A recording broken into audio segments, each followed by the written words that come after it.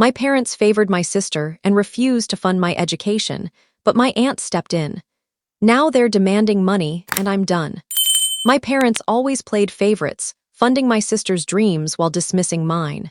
My aunt became my lifeline, helping me carve my own path.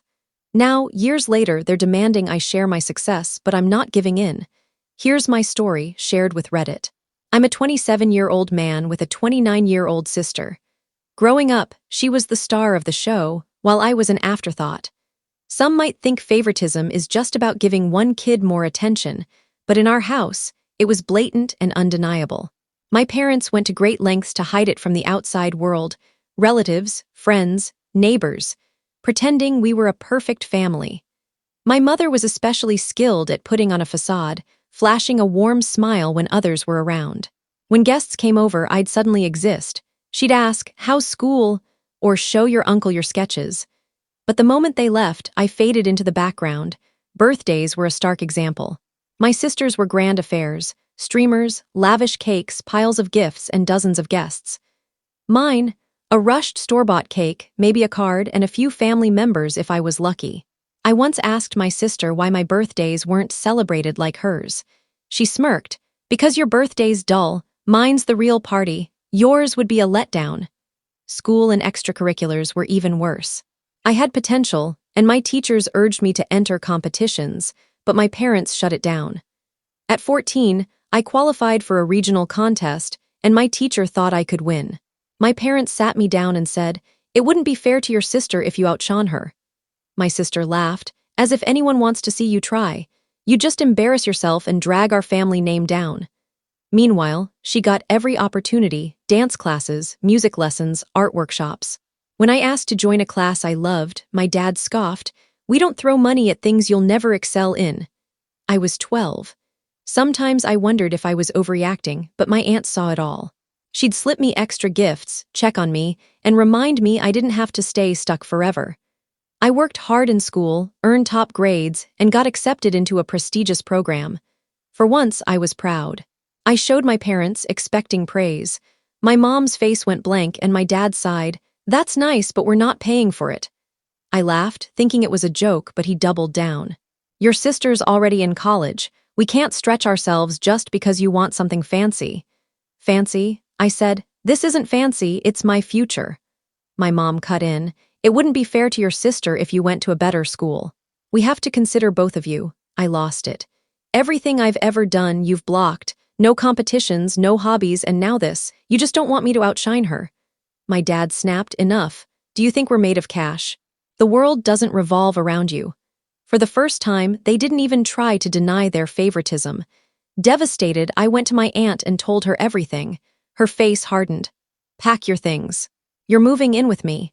She promised to cover my tuition and living expenses, saying, "You deserve a shot. If they won't give it to you, I will." The next day, she stormed into my parents' house.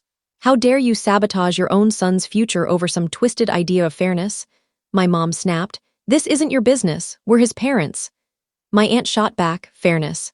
You're punishing him for succeeding because you're scared your daughter will feel small." My dad's voice rose, "Don't come into our home telling us how to raise our kids." My aunt didn't flinch. "You're not raising him, you're holding him back. He's leaving with me, and when you wonder why he doesn't come back, remember this moment." My parents went silent, their lack of response louder than words.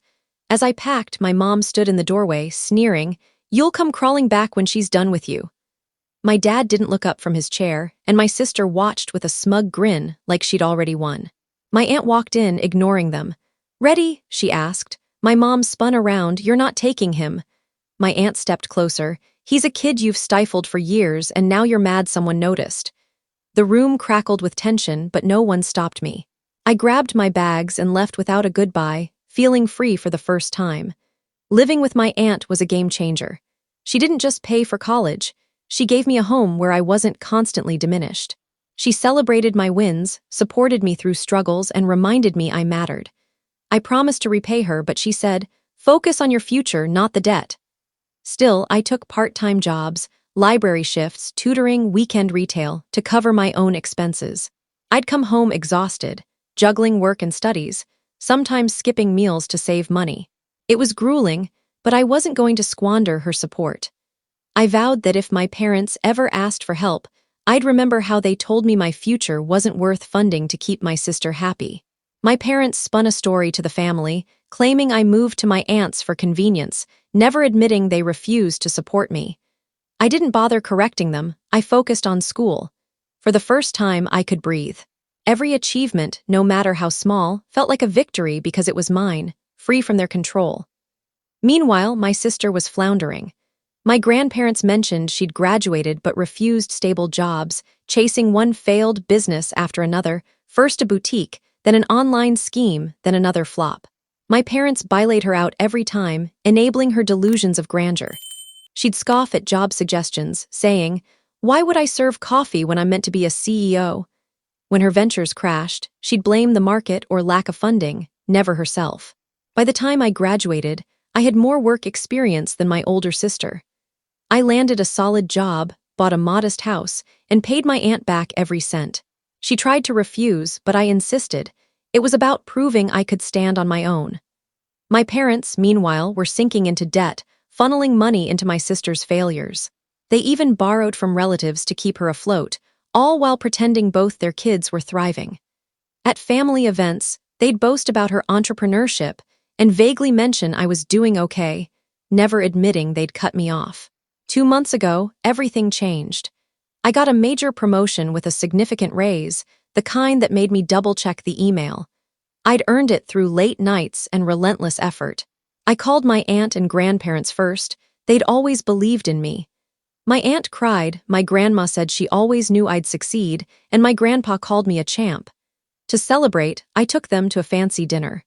We laughed, shared stories, and my aunt posted photos on Instagram with a heartfelt caption about my journey. I didn't think much of it until my sister saw it.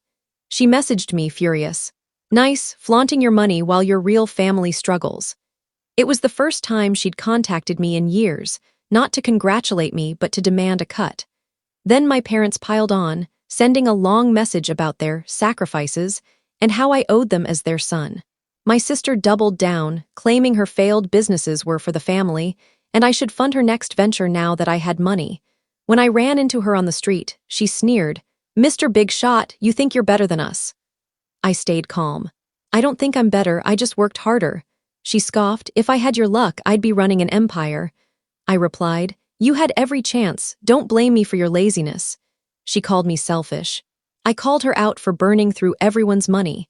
She shouted after me, but I walked away, done. I sent the messages to my aunt and grandparents. My aunt was livid, calling my parents to tear into them for their favoritism and abandonment. Word spread, and my dad's parents were shocked to learn they'd been lied to for years, thinking their loans supported both kids when it all went to my sister. They cut my parents off, telling my sister to get a job. The family's perfect image shattered. Relatives who once adored my sister now saw the truth. She blamed me, screaming over the phone that I'd ruined everything by exposing them. I let her rant, then blocked her mid-sentence. My parents tried every tactic: guilt, anger, even showing up at my aunt's house. They'd beg one day, threaten the next, claiming I owed them or that I'd fail without them. I ignored it all and bought a motorcycle, something I'd always wanted but was told was reckless. Riding it felt like freedom. Meanwhile, my sister lived rent-free at my parents' house, mooching while they drowned in debt from her failures. She still refused to work, chasing another doomed business no one would fund. My aunt and grandparents stood by me. My aunt reminded me I owed my parents nothing, and my dad's parents praised my independence. My mom's parents told me to focus on my happiness. Cutting my family off left a void at first, but I filled it with people who valued me. I didn't need revenge, living well was enough.